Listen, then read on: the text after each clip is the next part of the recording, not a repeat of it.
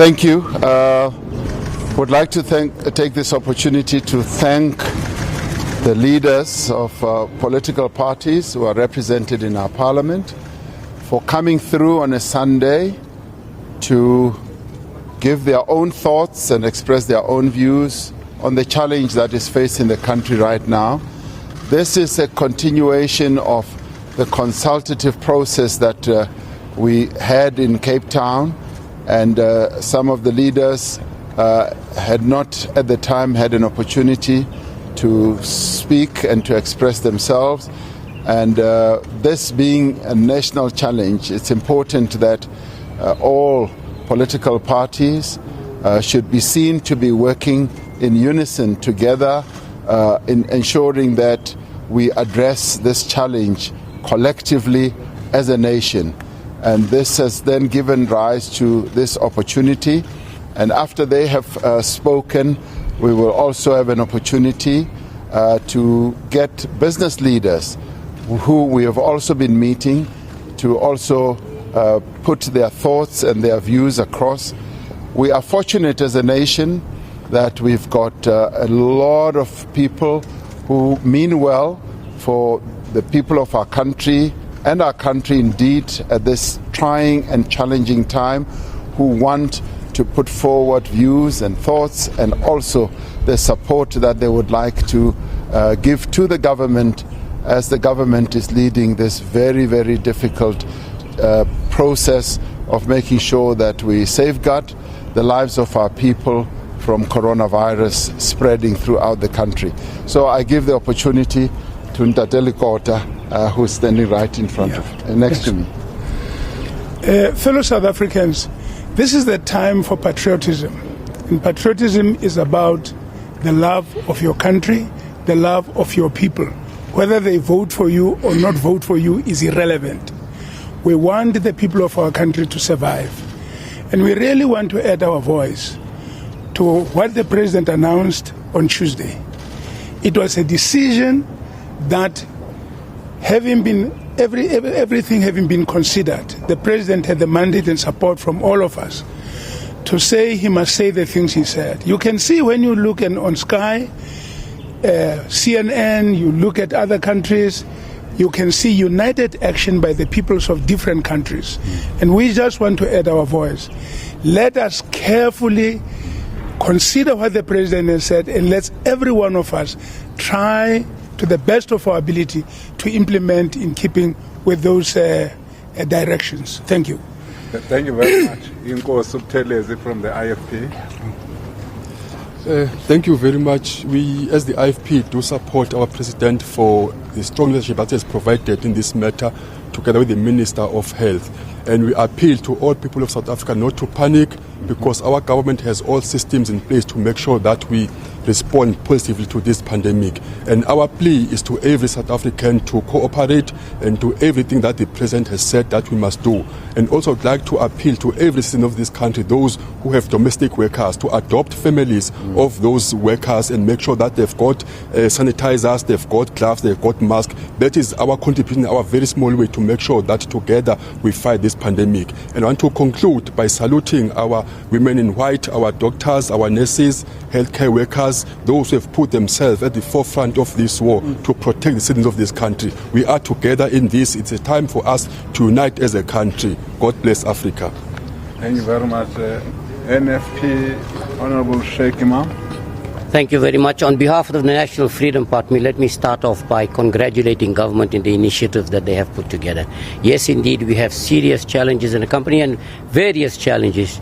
We are dealing with the matter. It has been brought to the attention of government, the exploitation in terms of the high levels of pricing in the country, non-compliance with a large number of people attending different gatherings, but these are matters that are receiving attention. We want to urge all South Africans to come together as one united family. While the economy is having a downturn as a result of what is happening, you can still deal with that. But if you start losing tens of thousands of our people, we cannot deal with that. So we want to urge every one of us, let's work together with government. If we do not comply, we are going to be forced to have a shutdown in the country, and we need to avoid that. So on behalf of the National Freedom Party, we want to thank government and all of us here. Let's work together in the interest of the country, and I want to urge all public servants, all those that are represented in all spheres of government to come together united, all municipalities to ensure water is provided to our citizens there, electricity is provided, no evictions to take place currently because our people are going through a difficult time. Thank you very much. From the UDM, our leader, General Bantu Walomisa. Since our Commander-in-Chief, President Cyril Ramaphosa, issued orders on Wednesday, we have been telling the people within our own structures to go out there and warn the people about this pandemic. However, the UDM believes that in order to succeed in combating this virus, we need to have or be guided, our plan should be guided by 3 principles or more. That is, first, discipline, a clean environment, speed and control. Talking about environment, we must make sure that our immediate environs are cleaned, because if something were to happen coming from those areas which are dumping sites, where you have rats which can easily carry out this virus, we must make sure that we coordinate our work and send a strong message to the municipalities, and also request the construction companies and those who own trucks to make sure that during this period we clean those areas. Thank you. Thank you very much. Honorable Zungula from the ATM. This is a time where we all need to put our differences aside and come together as a nation. Government will not be able to completely destroy this virus on its own. It requires the citizens to play their part. If you look at the likes of China, how they managed to get control of this virus, it is because the people played their part and they complied with all of the regulations that were put in place by the government.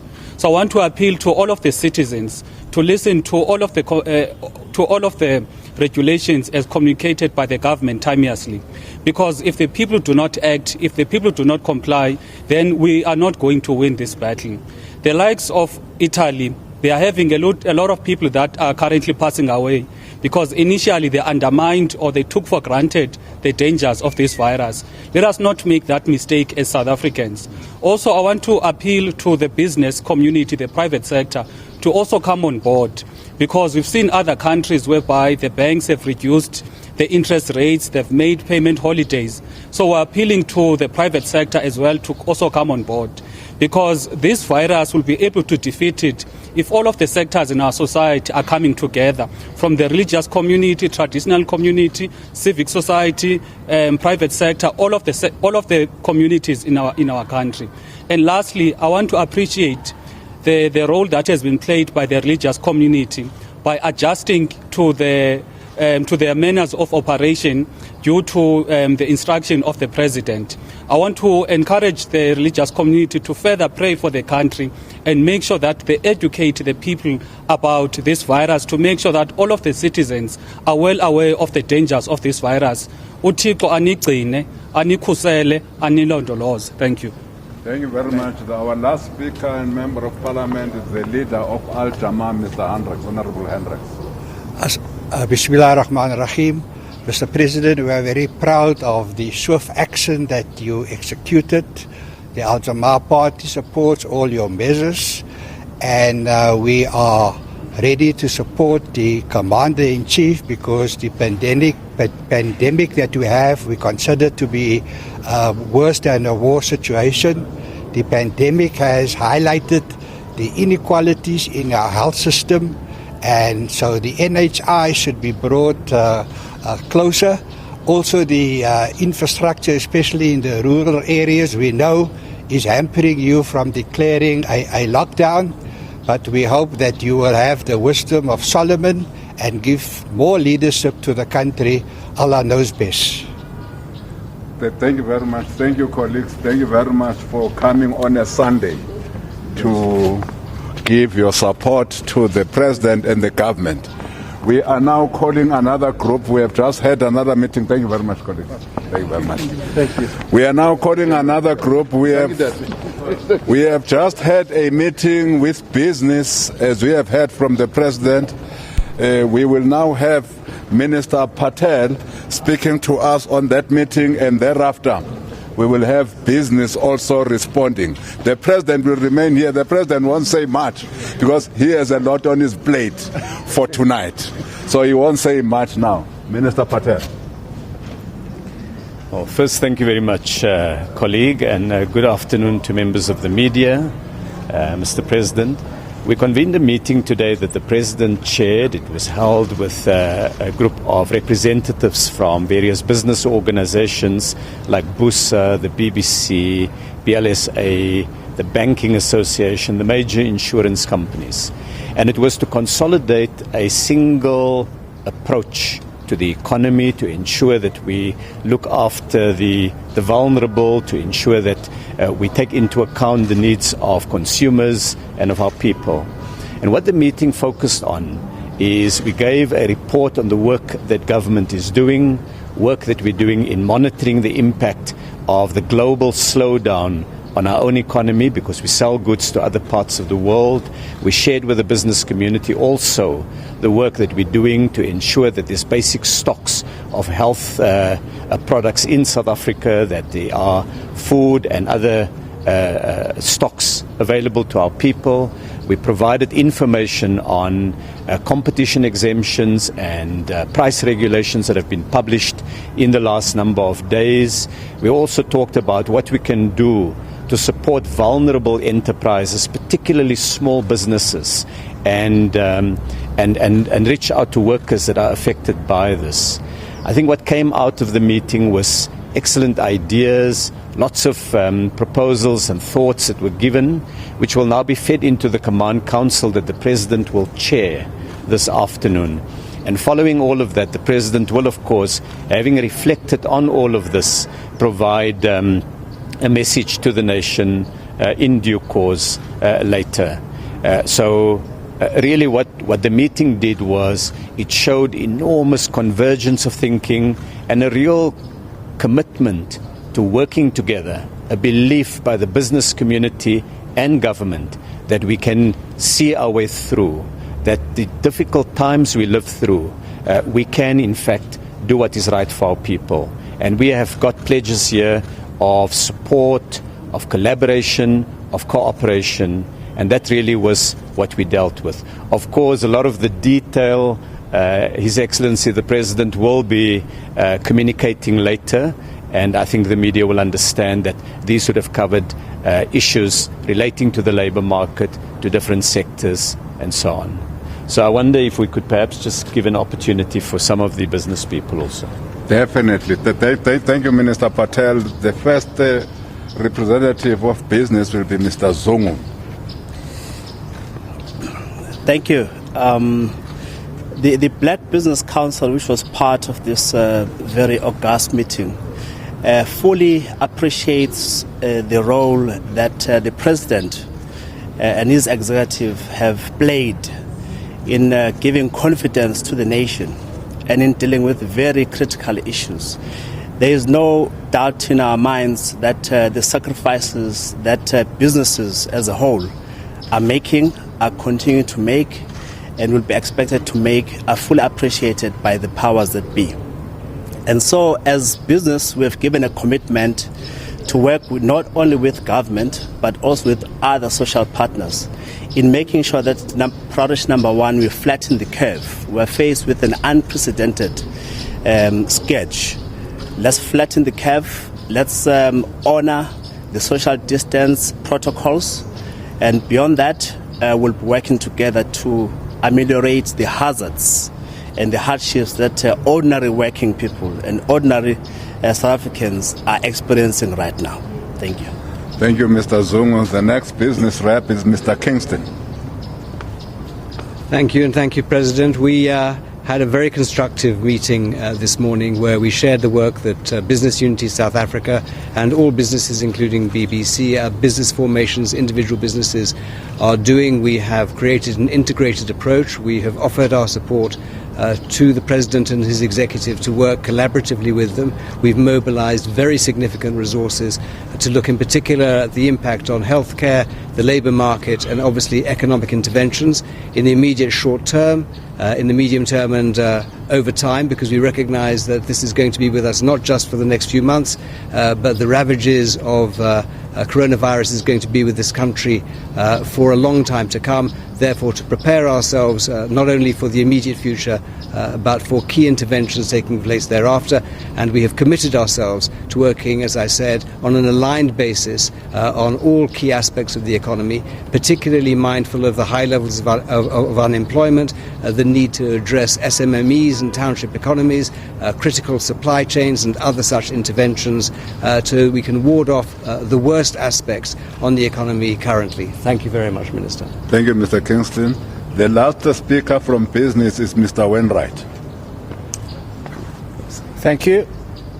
On behalf of the Banking Association of South Africa, we would like to thank the President for the leadership that he has shown to date and continues to show, him and his leadership team, one of which such leaderships was the meeting that we hosted today.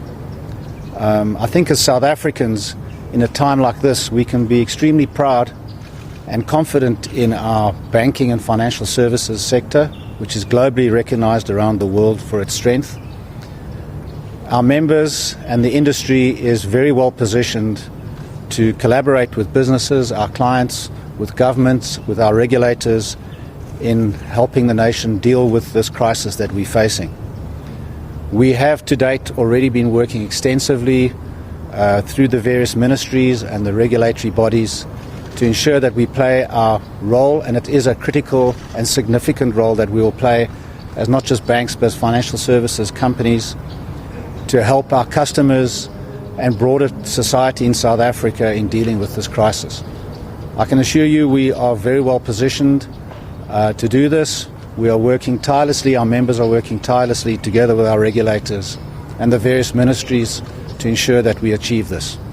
So we express a lot of confidence. Again, we thank the President and his leadership team for the work that has been done to date, and we look forward to working with them over the coming weeks and months. Thank you very much.